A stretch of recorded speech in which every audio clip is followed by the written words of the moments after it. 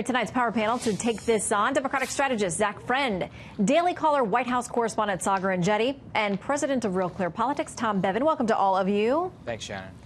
Thanks. We all saw today that the Angel Moms really became center stage there. I want to play a little bit of the reporting on CNN, and then I'll tell you what one of the Angel families had to say.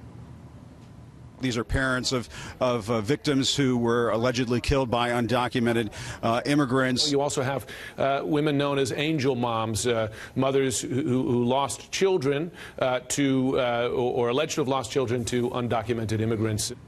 And that use of the word alleged did not go over well. One of the families told us tonight, when asked about media outlets that have been claiming this word allegedly killed, quote, "That is extremely insulting and hurtful. The previously deported illegal alien in our case has been convicted and is in prison. Saying allegedly is an effort to discredit our story. They don't want the stories of the Angel families to be told." Now, Sagar, you were there today. This spilled over post press conference. What happened?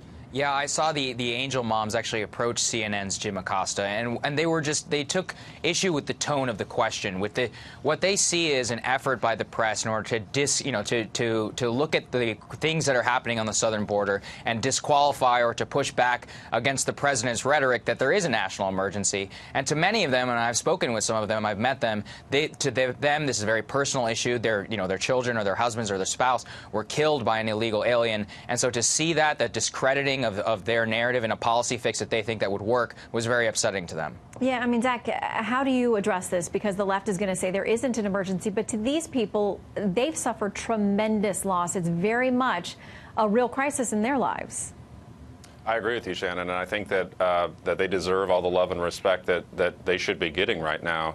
I do understand, too, that in some respects what we're seeing here from the executive side is really a reflection of the gridlock on the legislative side. This isn't anything new. The President Trump isn't doing anything new. President Obama also issued similar executive actions. And I think that one of the challenges that we have here is really the precedent setting, both from Obama and Trump and moving forward of whichever the next administration is how willingly they'll be able to do these things for everything from climate change to any other issue.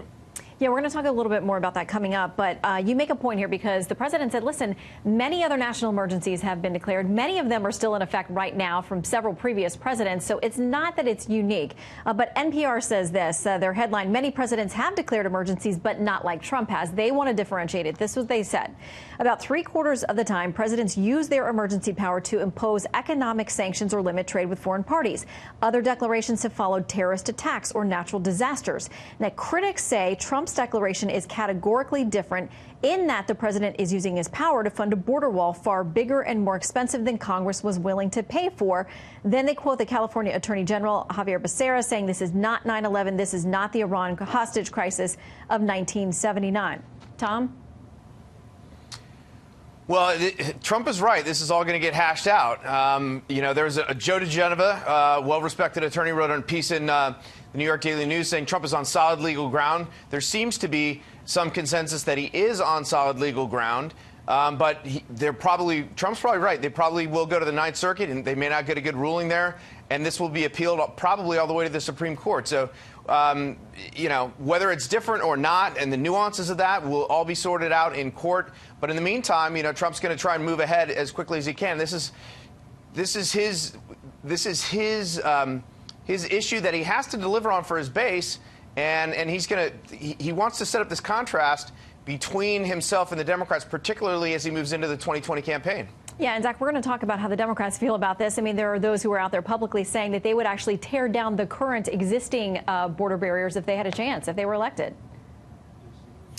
Yeah, I don't actually think that's a particularly helpful discussion. I think that what you're starting to see, though, is people that have a primary voter audience, and then there's going to be a general election voter audience. And we have to remember, by the way, a decent amount of this wall was actually constructed during the Obama administration. Both parties have actually built portions of the wall. I mean, I'm from a border state, and I think that people do feel that there is a value to having border protections. The question, though, sort of on a macro side, is this the highest, best use of the time right now of either Congress or the president to be focusing specifically on this? I think there's agreement that we need comprehensive immigration reform. The question is, do we necessarily need to be spending all this time on this one issue associated with immigration? When Democrats were in control, they didn't get it done. Republicans in control, they didn't get it done. Saagar, The Atlantic says this.